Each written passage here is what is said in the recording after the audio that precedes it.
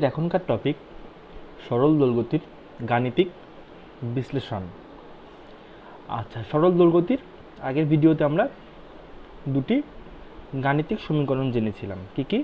F equal to minus A X, F মানে প্রত্যানয়ক বল, এবং সরল দোলগতির ত্বরণ A equal to minus omega square X. এই দুটো সমীকরণ আমি জেনেছিলাম। এই দুটো সমীকরণ ছাড়াও সরল দোলগতির আমরা আরেকটা সমীকরণ সম্পর্কে আলোচনা করব। সেটি কি? সরল দোলগতির প্রথমে আমরা করব অবকল সমীকরণ বার করব, সেখান থেকে সমাকলন করে আরেকটা সমীকরণ বার করব। আচ্ছা, এটি কি? এটি হলো বলের সাথে কিসের সম্পর্ক? সরণের সম্পর্ক। ঠিক আছে, মানে বল সরণের ফাংশন হিসেবে প্রকাশ করছি সরল দোলগতির। আর এটি কি করেছিলাম? ত্বরণের সাথে সরণের সম্পর্ক আমরা করেছিলাম। এবার যে সমীকরণটা আমরা প্রকাশ করব বা যে সমাধানটা আমরা করব সেটি কিসের সাথে কিসের সমাধান? সরণের সাথে সময়ের। সরণের সাথে সময়ের আমরা একটা সমীকরণ বার করব। এই সমীকরণটি 1 নম্বর সমীকরণ, এটি 2 নম্বর সমীকরণ মনে করলাম। ঠিক আছে। আচ্ছা, এই সমীকরণটা থেকে আমরা কি জানি? A equal to minus omega square X. এ মানে কি? ডিভি ডিএক্স, বা ত্বরণ মানে বেগের প্রথম অবকলন করলে ত্বরণকে আমরা পেয়ে যাই first differential order, first order differential equal to minus omega square x. আচ্ছা, ডিভিডিটি মানে ভি মানে কি? সরি, টি হবে, ডিভিডিটি হবে। ভি মানে dx dt equal to omega square x. তো এখান থেকে আমি কি পাচ্ছি? d2x dt2 plus omega square x equal to 0, এটা আমরা পাচ্ছি। তাহলে সরল দোলগতির আমরা এখানে একটা অবকল সমীকরণ পেলাম। সমীকরণটা কি?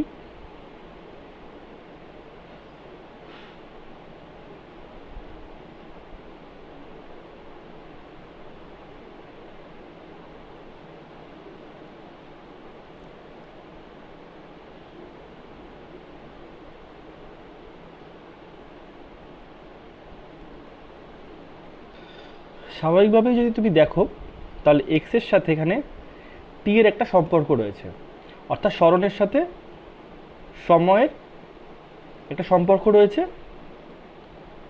কীরকম সম্পর্ক? ডিফারেন্সিয়াল ইকুয়েশন আকারে রয়েছে, অর্থাৎ অবকল সমীকরণ রয়েছে। অর্থাৎ এর যদি আমি সমাধান করি তাহলে সরণের সাথে সময়ের আমি যে সম্পর্কটা পাবো সেটি কি হবে? এর যদি আমি অবকলন করি তাহলে, সমাকলন করি, তাহলে সময়ের সাথে সরণের আমি একটা ডিফারেন্সিয়াল বর্জিত একটা সরল সম্পর্ক পাবো। আচ্ছা, তাহলে সরল সম্পর্কটা কী করে বার করি সেটা দেখা যাক। আচ্ছা, এই যে সমীকরণটা, এই সমীকরণটার অর্ডার কত বা মাত্রা কত? 2, এবং এর ডিগ্রি কত?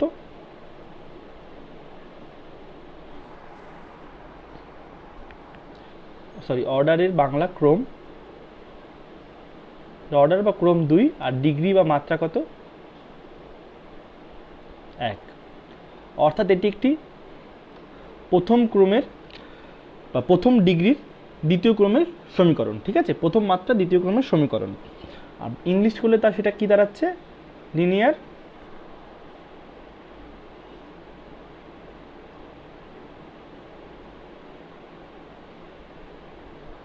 সেকেন্ড অর্ডার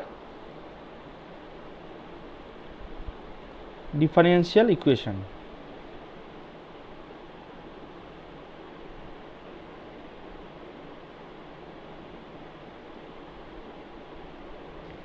আর এই যে সমীকরণটা, এই সমীকরণটায় d2x dt2 এর সহগ কত? 1, আর এক্সের সহগ ওমেগা স্কোয়ার, অর্থাৎ দুটি সহগই কি, দুটি সহগই ধ্রুবক, অর্থাৎ এখানে লিখতে পারি উইথ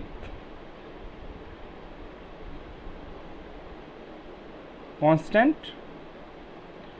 কোএফিসিয়েন্ট।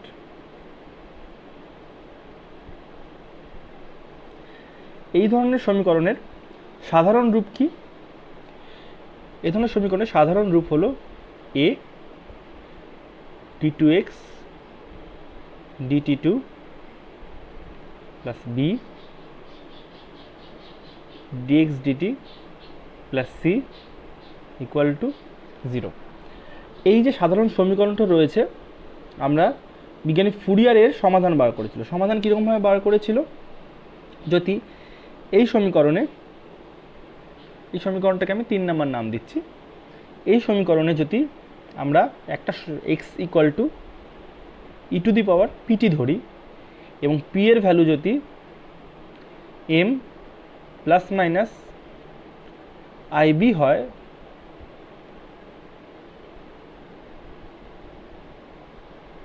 তবে 3 নং সমীকরণের একটা সমাধান হবে x equal to e to the পাওয়ার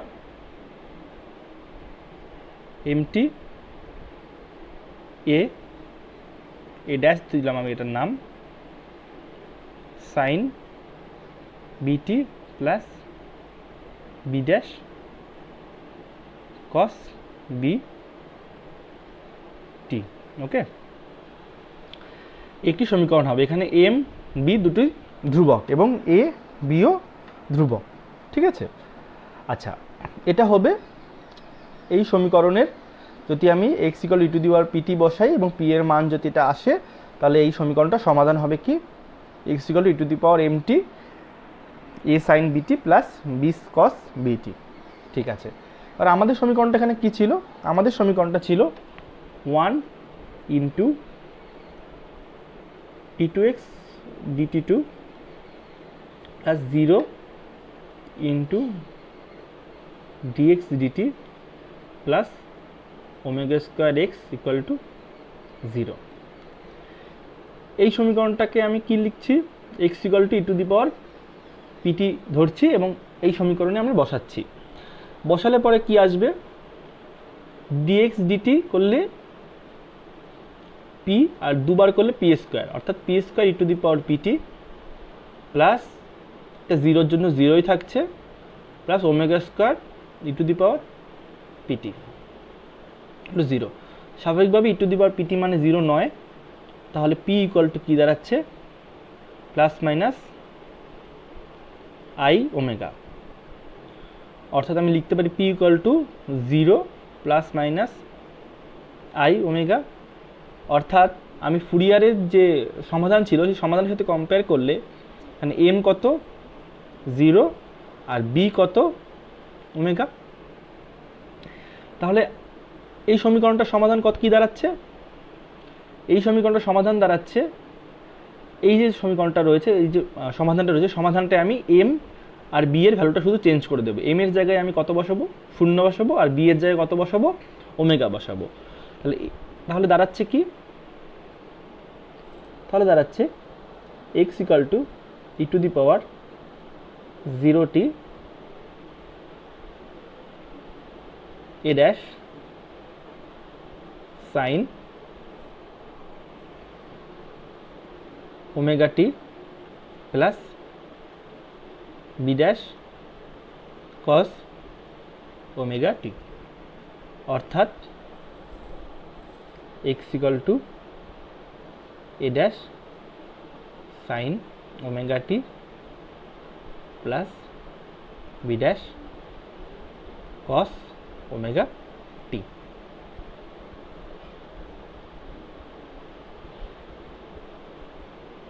এটি কি? সরল দৈর্ঘ্যটির সমাকলন, এটি সরল দৈর্ঘ্যটির সমাকলন সমাধান। তাহলে আমি যদি আরেকবার রিক্যাপ করি, তাহলে আমি কি দেখলাম? আমি কি পেয়েছিলাম? অবকলন সমীকরণটা d2x dt2 plus omega square x equal to 0 ছিল। এখানে কিসের ছিল? এক্স ও টি এর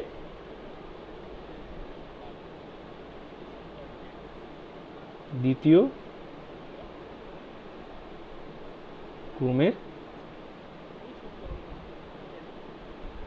অবকল সম্পর্ক বা সমীকরণ ছিল এটি,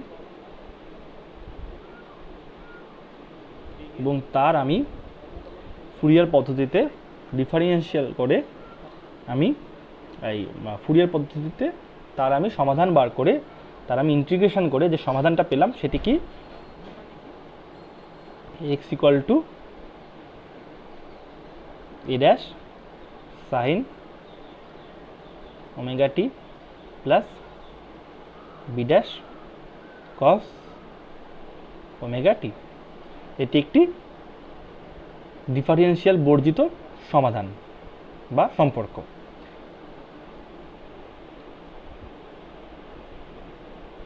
সরল দোলগতির এটি 3 নাম্বার ইকুয়েশন। আচ্ছা, এখানে x এর সাথে সাইনের অপেক্ষকও আছে, কসের অপেক্ষকও আছে। আমি যদি এটাকে শুধুমাত্র সাইনের অপেক্ষক হিসেবে প্রকাশ করতে চাই তাহলে কি করে করব? বহুল প্রচলিত পদ্ধতি। আমরা সেখানে কি ধরছি? এখানে a dash R b dash কি?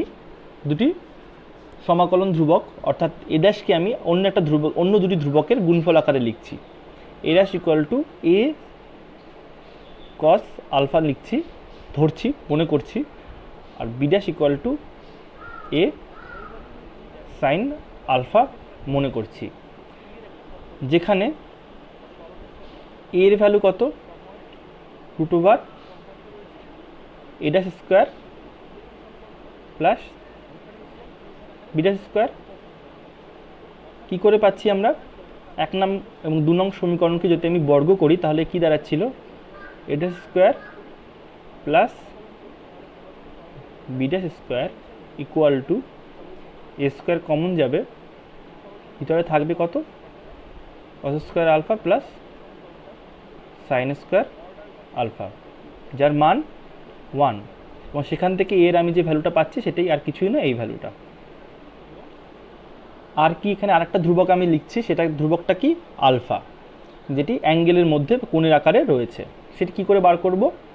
যদি আমি এটা দিয়ে ভাগ দিই তাহলে কি থাকছে? এ কেটে যাচ্ছে, ট্যান আলফা থাকছে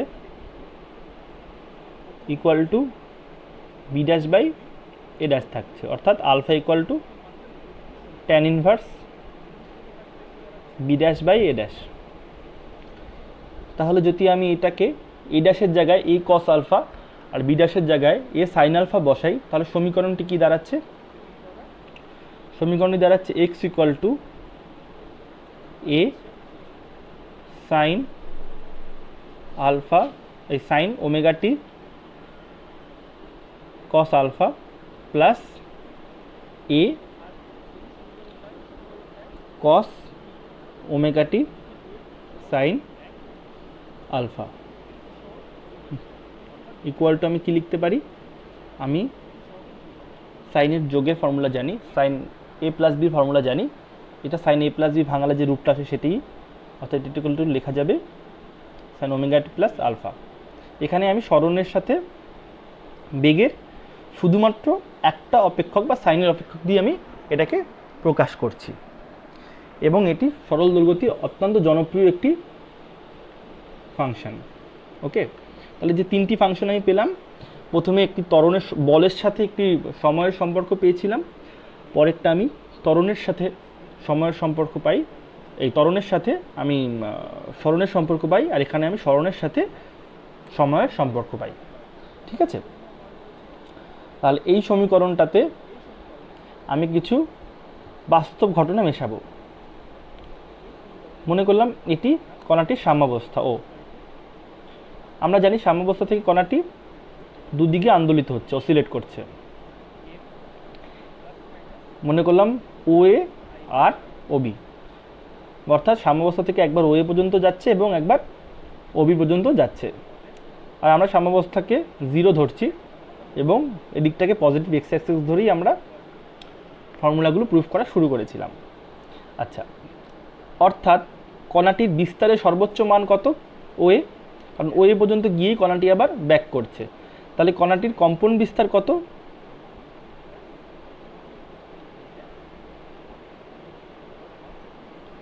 ওএ, অর্থাৎ আমি লিখতে পারি এক্স ম্যাক্স বা কম্পন বিস্তার বা কণাটির সর্বোচ্চ সরণ কত? ওএ। আর আমি কি জানি? এক্স ইকুয়াল টু জানি এ sine omega t plus alpha.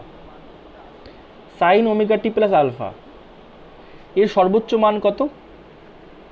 এর ম্যাক্সিমাম ভ্যালু কত?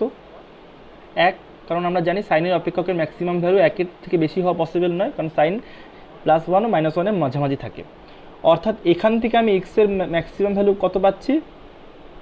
এক্স ম্যাক্স আমি পাচ্ছি এ। অর্থাৎ আমি লিখতে পাচ্ছি এ ইকুয়াল টু ওবি, ওএ স্বাভাবিকভাবেই। অর্থাৎ এ আর কিছুই নয়, এ হলো কণাটির কম্পন বিস্তার বা অ্যামপ্লিটিউড। তাহলে আমি কণাটির কম্পন বিস্তার বা অ্যামপ্লিটিউড কোনটা সমীকরণ থেকে আমি পেয়ে যাচ্ছি। তো সমীকরণ x equal to a sine omega t plus alpha, যে সমীকরণটা আমি পেলাম, সমীকরণে আমি এ কি? কণাটির অ্যামপ্লিটিউড বা কম্পন বিস্তার।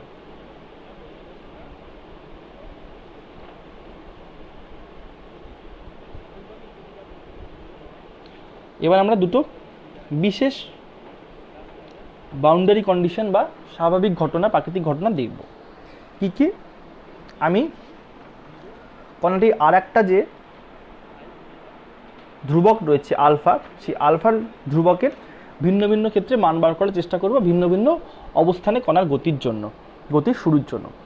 1 নম্বর আমি কি ধরছি? 1 নম্বর ক্ষেত্র ধরছি সময়ের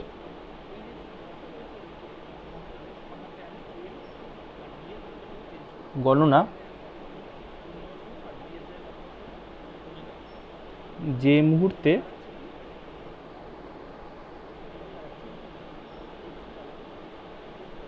শুরু হয়েছিল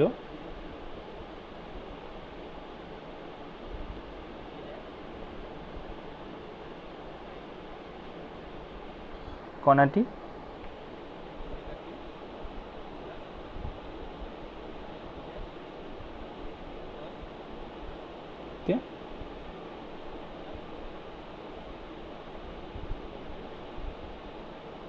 সাম্যাবস্থানে আছে।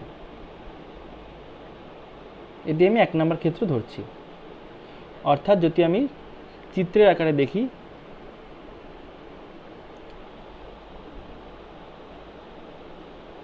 সাম্যাবস্থান এটি ওএ, সাম্যাবস্থানকে ও দিচ্ছি।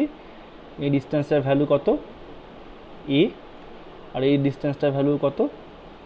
এ। ঠিক আছে, এবার আমি বলছি সময়ের গণনা যে মুহূর্তে কণাটি, সময়ের গণনা যে মুহূর্তে শুরু হয়েছিল কণাটি সেই মুহূর্তে সাম্যাবস্থানে ছিল। অর্থাৎ এক্স এর ভ্যালু যখন 0 তখনই সময়ের গণনা শুরু হয়েছিল। অর্থাৎ এক্স ভ্যালু 0 হলে টি এর ভ্যালু কত হচ্ছে? 0। এটা একটা আমরা কন্ডিশন ধরছি। সেই কন্ডিশন দিয়ে যদি আমি সমাধান করি তাহলে দেখি আলফার কি ভ্যালু আসবে। আমরা জানি কি x equal to a sine omega t plus alpha. এখানে এক্স এর ভ্যালু কত? 0। এ থাকলো সাইন টি এর ভ্যালু 0, মানে শুধু থাকছে সাইন আলফা। অর্থাৎ এখান থেকে সাইন আলফা মানে 0, অর্থাৎ আলফার মান 0 হলেই সাইন আলফা 0 হওয়া পসিবল। অর্থাৎ আলফা মানে 0। তাহলে এরকম যদি একটি কণা থাকে যার আমি জানি যে সাম্যাবস্থা থেকে যার যাতায়াত শুরু হয়েছিল এবং সেই সাম্যাবস্থানতে যাতায়াত শুরু করার সময় আমি কণাটির সময় গণনা শুরু করেছিলাম, সেক্ষেত্রে ধ্রুবক আলফার মান কত? 0। অর্থাৎ সমীকরণটি কী দাঁড়াবে? কণাটি t1 সময় যদি x1 ডিস্টেন্সে যায় বা t1 সময় যদি x ডিস্টেন্সে যায়, t সময়ে কণাটি x ডিস্টেন্সে যায়, তাহলে x এর ভ্যালু আমরা কীভাবে পাবো? x equal to a sine omega t হবে শুধু, কারণ আলফা আমি জানি এক্ষেত্রে আলফা ইকুয়াল টু 0। অর্থাৎ কণাটি যদি সাম্যাবস্থান থেকে যাতায়াত শুরু করে এবং সেই সময়কে যদি আমি শূন্য ধরি, মানে সেই সময় থেকে যদি আমি সময় গণনা শুরু করি, তাহলে সমীকরণটি সাধারণ রূপ দাঁড়াচ্ছে x equal to a sine omega t. এটি সাইনের অপেক্ষক, সাইনের সম্পর্ক দাঁড়াচ্ছে। আর 2 নম্বর ক্ষেত্র আমি কি ধরছি, 2 নম্বর বিশেষ ক্ষেত্র আমি ধরছি সময়ের গণনা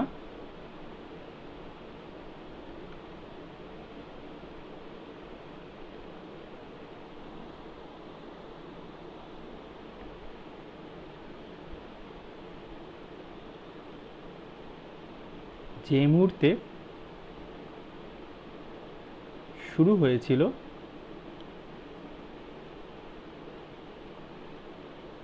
কণাটি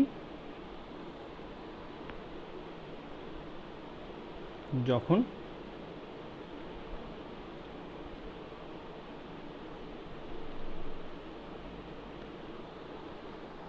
এক প্রান্তে আছে।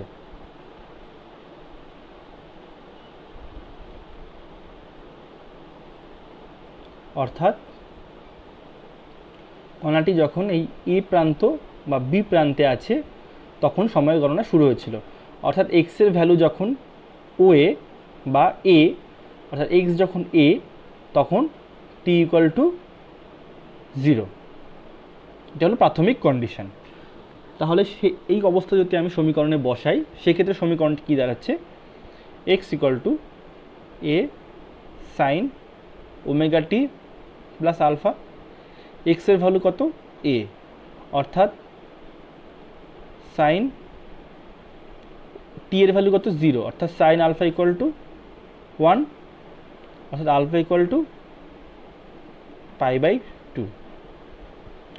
অর্থাৎ যে কোনো সময়ের, এক্ষেত্রে যে কোনো সময়ের সমীকরণটি কী দাঁড়াবে, যে কোনো সময়ের ডিস্টেন্সের সমীকরণটি দাঁড়াবে বা স্মরণের সমীকরণটি দাঁড়াবে x equal to a sine omega t plus π/2,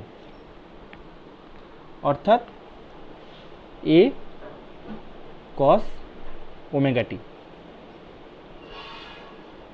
ঠিক আছে, তাহলে আমরা দেখতে পাচ্ছি যদি কণাটির যাত্রাপথের শেষের এক প্রান্ত থেকে সময় গণনা শুরু করি, তাহলে সেটি দাঁড়াচ্ছে কি, কসের অপেক্ষক। আর যাত্রাপথের মাঝখান থেকে শুরু করলে সেটি দাঁড়াচ্ছে কি, সময়ের অপেক্ষক, এই সাইনের অপেক্ষক। যদি আমি কথায় লিখি জিনিসটা, একবার জিনিসটা কথায় আমি লিখে দিচ্ছি। সরল দোলগতি সম্পন্ন কোনো কণা, অর্থাৎ সিম্পল হারমোনিক মোশনে থাকা কোনো কণা সাম্যাবস্থান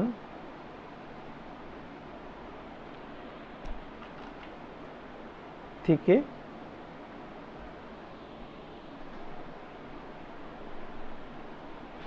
যাত্রা শুরু করলে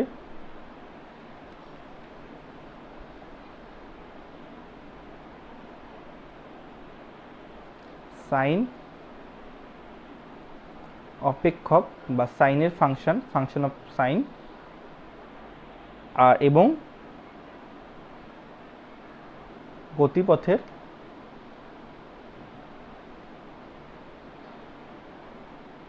এক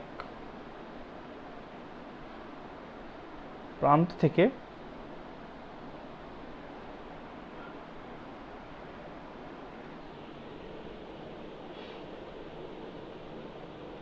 যাত্রা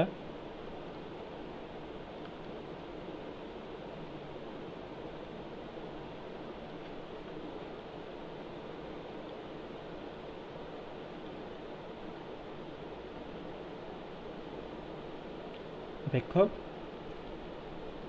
হিসাবে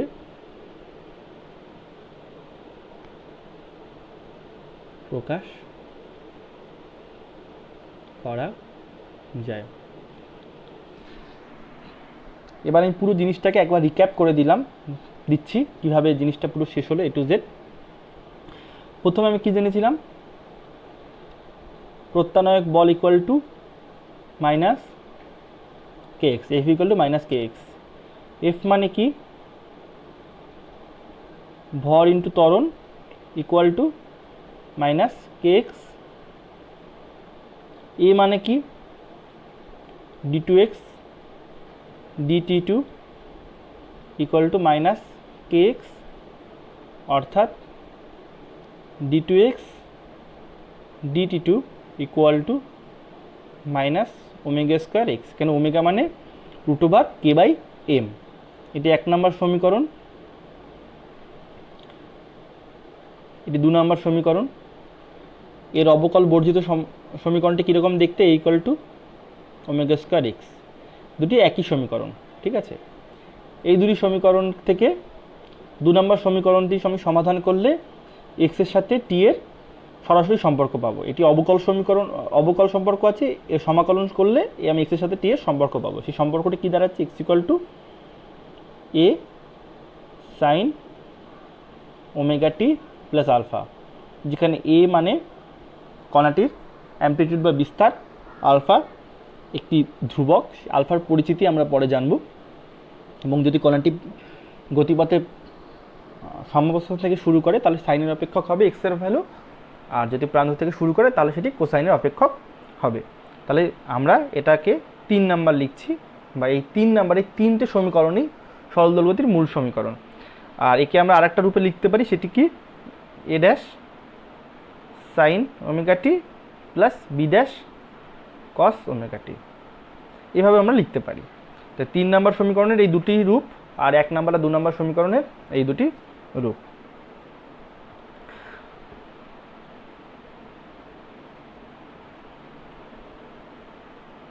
তাহলে আমরা সরল দোলগতির গাণিতিক সম্পর্কগুলি প্রতিষ্ঠা করলাম। পরবর্তী ভিডিওতে সরল দোলগতির বিশেষ কয়েকটা গাণিতিক সম্পর্ক দেখব এবং সরল দোলগতির সাথে বৃত্তীয় গতির সম্পর্ক তারপরে ভিডিওতে প্রতিষ্ঠা করব।